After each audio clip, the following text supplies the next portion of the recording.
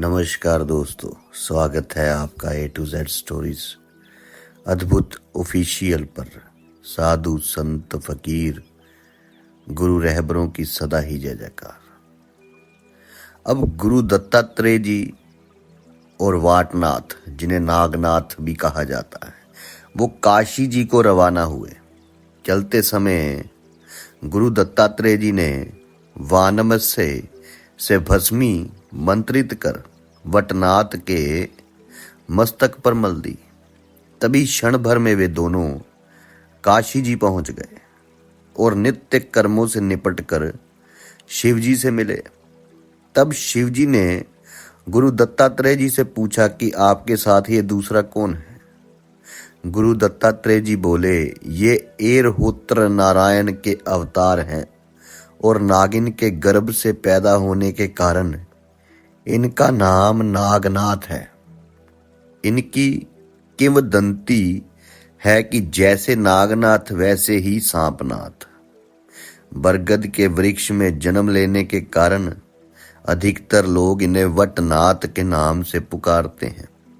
ये सुनकर शिवजी ने वटनाथ को दीक्षा देकर नाथ पंथ में दाखिल करने को कहा। वाटनाथ को 6 माह वहां रखकर सारी विद्याएं सिखाकर 64 कलाओं से भी अवगत कराया। फिर नागार बस्ती जाकर सारी साधनाएं सिद्ध करवाई। उसके बाद गुरु दत्तात्रेय जी ने उन्हें बद्री का आश्रम ले जाकर तपस्या करने के लिए बिठाया। वहां उन्होंने 12 वर्ष तपस्या की और सब देवताओं से वरदान प्राप्त किए।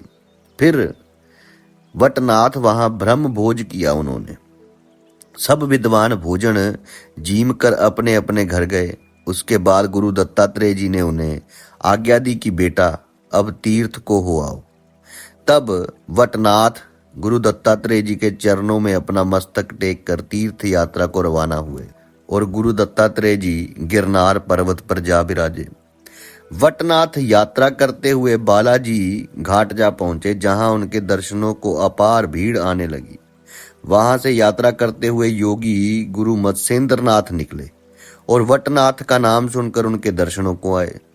जब वे वटनाथ के पास अंदर जाने लगे तो द्वार पर खड़े शिष्यों ने गुरु मत्स्येंद्रनाथ जी को रोका और कहने लगे, नाथ बाबा आगे मत जाओ, पहले हम गुरु जी से आज्ञा ले आए, फिर आपको दर्शन कराने ले चलेंगे। इतना सुनकर गुरु मत्स्येंद्रनाथ जी को काफी क्रोध आया और वे बोले, संत दर्शन की रोक टोक करना कोरी हिमाकत है, कोरा ढोंग है। वे शिष्यों को धकेल कर अंदर जाने लगे। दरवाजे पर शोरगुल सुनकर और भी शिष्य योगी उधम मचाने लगे। तब गुरु मत्स्येंद्रनाथ जी ने सब शास्त्र के योग से उन सबको धरती से चिपका दिया और उनके जिस्म पर गुप्त रूप से मार पड़ने लगी। सारे शिष्य रो रो कर शोर करने लगे। मठ में वटनाथ निश्चिंत बैठे हुए थे। अपने शिष्यों का चिल्लाना सुनकर वे हैरान हुए और बोले, ऐसा कौन शूरवीर है जिसने मेरे भजन को भंग किया। अपने शिष्यों की दशा देख क्रोध में भरकर उन्होंने गरुड़ बंधन मंत्र जप कर स्वर्गलोक में गरुड़ बंधन किया और विभिक्त अस्त्र जप कर अपने शिष्यों को मुक्त किया। सारे शिष्य भयभीत होकर अपने गुरु के पीछे खड़े हो गए। तब सबको मृत्यु लोक पहुंचाने के इरादे से गुरु मत्स्येंद्रनाथ ने पर्वतास्त्र छोड़ा। जब वटनाथ ने देखा कि हमारे ऊपर विशाल पर्वत आ रहा है तो उन्होंने वज्र अस्त्र छोड़, जिससे उस विशाल पर्वत का चूरा होकर गिर गया। इस प्रकार ये दोनों योगी एक दूसरे को नीचा दिखाने वीरता के साथ लड़ रहे थे। आखिर में वटनाथ ने छोड़ा, अस्त्र छोड़े बार बार। तब गुरु मत्स्येंद्रनाथ जी ने सर्पों को अपनी ओर आते देखकर गरुड़ास्त्र की योजना की, लेकिन उन्होंने पहले ही गरुड़ास्त्र की योजना बना दिया था वटनाथ जी ने, इसलिए गुरु मत्स्येंद्रनाथ जी का प्रयोग हो गया। सर्पों से गुरु मत्स्येंद्रनाथ जी परेशान हो गए तो उन्होंने अपने गुरु दत्तात्रेय जी को याद किया कि गुरुदेव शीघ्र आओ, विलंब न करो। गुरु दत्तात्रेय जी का नाम सुनते ही वटनाथ हैरान होकर गुरु मत्स्येंद्रनाथ जी के निकट आकर कहने लगे, मेरे नाम नागनाथ है और मैं गुरु दत्तात्रेय जी का शिष्य हूँ। गुरु मत्स्येंद्र नाथ ने उत्तर दिया, जलंधर नाथ, रेवन नाथ सभी गुरु दत्तात्रेय जी के शिष्य हैं, परंतु प्रथम शिष्य मैं ही हूँ। इस कारण मैं तुम्हारा बड़ा गुरु भाई हूँ। मेरा नाम गुरु मत्स्येंद्र नाथ है।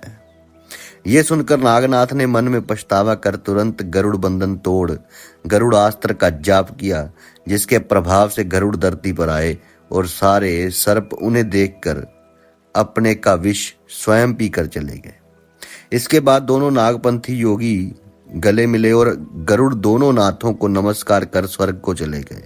तब नागनाथ गुरु मत्स्येंद्र नाथ से बोले, आप मेरे बड़े भाई हैं, मेरे पिता समान ही हुए, इसलिए मैं आपकी चरण वंदना कर अपने को कृतार्थ करता हूँ। ऐसा कहकर नागनाथ गुरु मत्स्येंद्र नाथ को अपने मठ में ले गए और 1 महीने तक दोनों प्रेम पूर्वक योग चर्चा में मगन रहे। इधर नागनाथ जी के दर्शनों के लिए प्रतिदिन अपार भीड़ रहने लगी। तभी नागनाथ जी के शिष्य गुलसंत की पत्नी मठ में ही मर गई, जिसे नागनाथ ने अपने योग बल से जीवित कर दिया। उसके बाद वहां जिसकी भी मृत्यु होती, नाथ उसे जीवित कर देते। इसलिए यमराज धर्म संकट में पड़ गया। तब उसने ब्रह्मा जी को जाकर सारी बात बताई और ब्रह्मा जी ने स्वयं नाथ के पास जाकर प्रार्थना की और फिर ये बार बार जीवित करने का कार्य जो था ये बंद करवाया।